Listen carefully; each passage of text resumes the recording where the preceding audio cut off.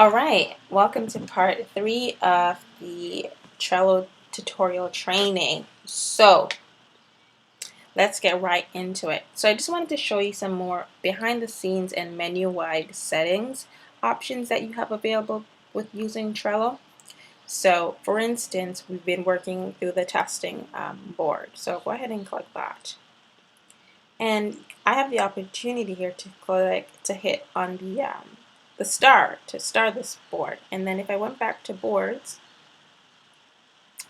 it would be here, as you know. And when you start something, you're pretty much giving it priority so that it's automatically shifted to the top.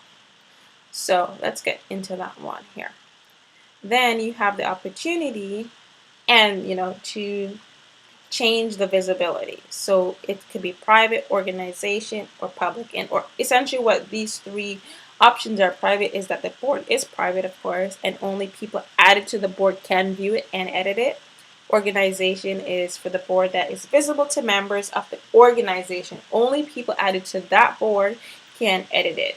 And the board must be added to the organization to enable this. So this board is not added to organization, so no one, if I was working on a collaborative project, would be able to edit it.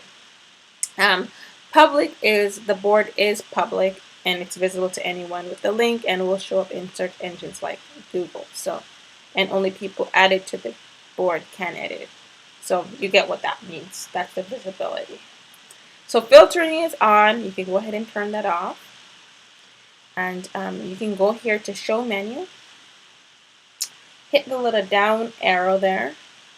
And we talked about filtering cards, stickers, labels, and we didn't talk about power-ups. So these are things what you can enable.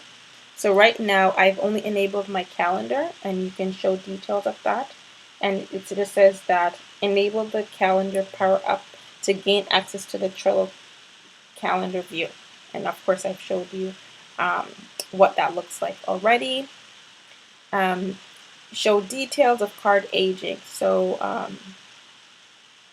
cards will visibly age as time passes without any activity. Regular mode will cause all cards to become progressively more transparent. So that's something that if you're interested in, you can go ahead and hit enable, but that's not really that important to me. Voting, you can enable that, and essentially what that does, if you have, say you're working on a project, right, and you want to get feedback from your team members, then you can enable the voting. So votes are stored and synchronized between all users sharing this board.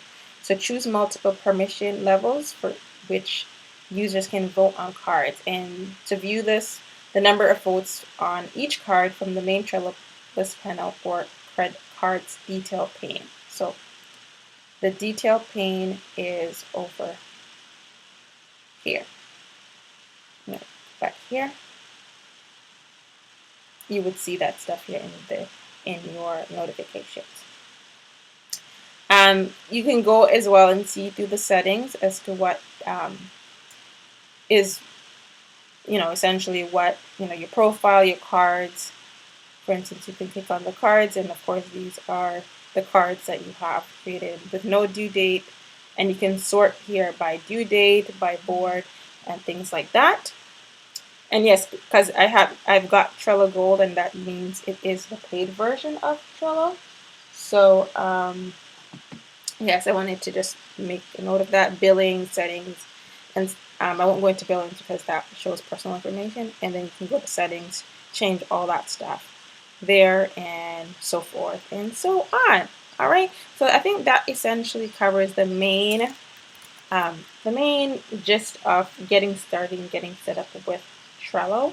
And all right, so I hope that you find this useful, and I will talk to you soon.